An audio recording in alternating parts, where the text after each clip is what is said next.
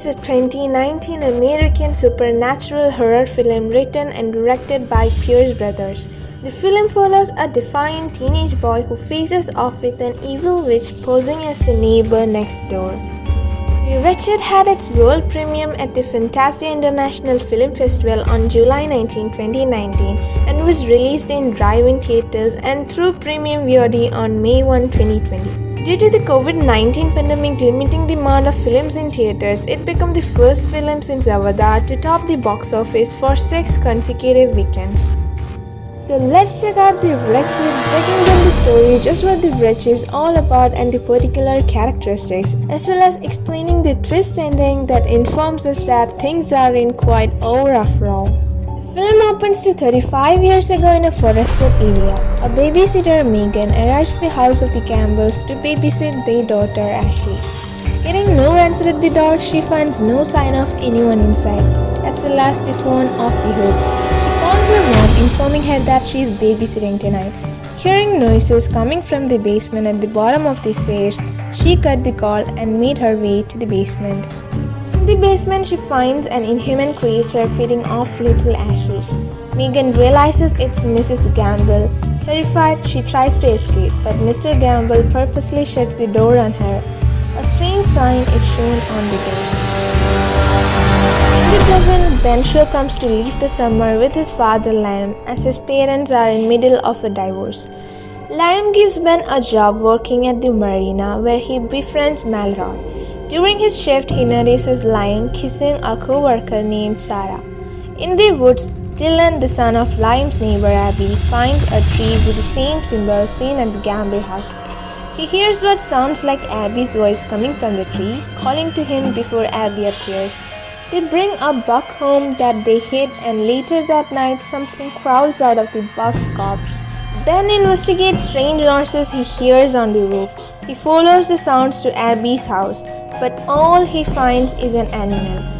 He catches a glimpse of a witch on the porch, but cannot be sure what he saw due to Abby's husband turning on the porch light. Ben befriends Dylan and makes him promise to tell him if he sees anything strange around his house. That night, Abby goes to check on her infant son Sam in his crib. However, she finds that he disappeared, replaced by a bundle of sticks. She is then attacked by the witch. Ben later notices Abby walking into the forest with the child. Ben returns home one night to find Dylan hiding in his house, claiming that there is something wrong with his mother. Abby comes looking for Dylan, threatening Ben and attempting to get into the house. Ty comes and takes Dylan home. Dylan tells Ty that Abby is acting weird, but Ty dismisses his concerns. Ben is also concerned that something strange is happening with Abby. At work, Ben learns that Dylan never showed up for his sailing lesson.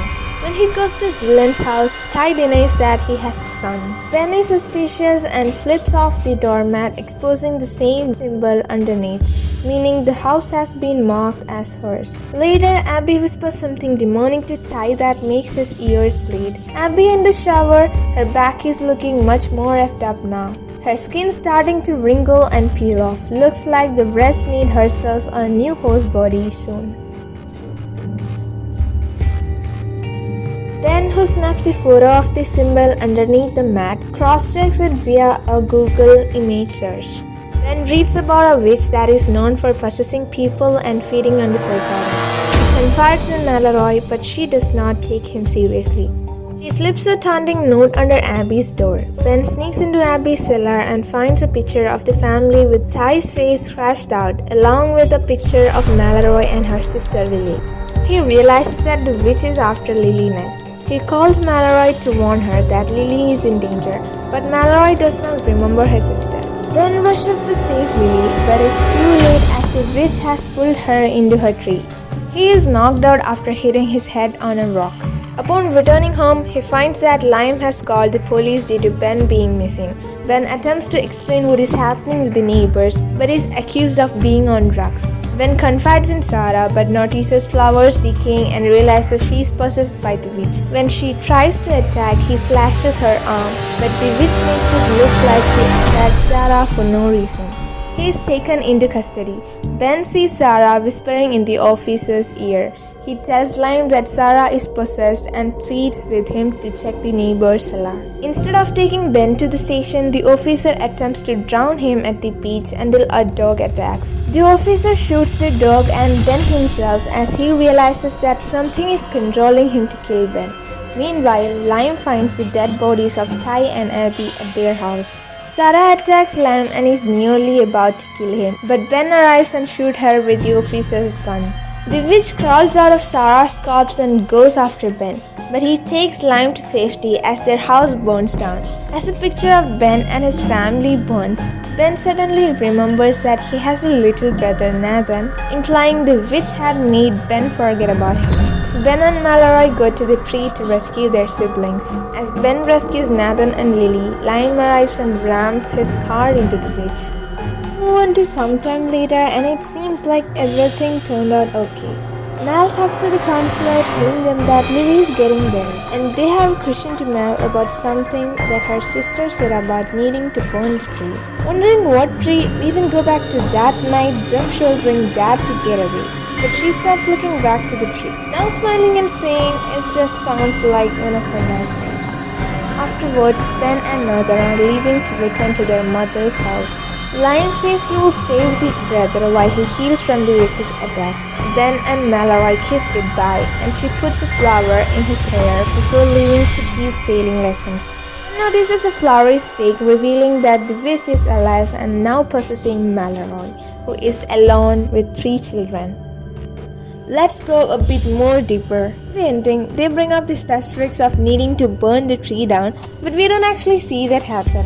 We also see that Mallory breaks the salt circle when she throws salt on the Wretched face, which might have allowed the Wretched gets free. But let's assume that they might have burned the tree. By assuming the same from this scene, the ending reveals that there are many such witches out there, with Mallory being one of them. The witch previously depicted in the film might be dead, but Mallory is more like a young witch who will now take over the town. This is also foreshadowed in several scenes in the movie. There's one particular scene where Ben and Mallory start sharing their secrets while drinking, and Mallory tells him that she never goes divulging into her darkest secrets. There's another scene where she takes one look at Ben's neighbor Abby and jokes about how many dead babies she might have in her cellar. One can also spot her feeling sorry when Ben burns down the Wretched's tree. With that, we have reached the conclusion of this explanation on The Wretched, and before we go, do let me know what you guys think about The Wretched and drop down your thoughts on the comment box below. Make sure to like, subscribe and follow. Thanks for watching Rightcasto. See you next time.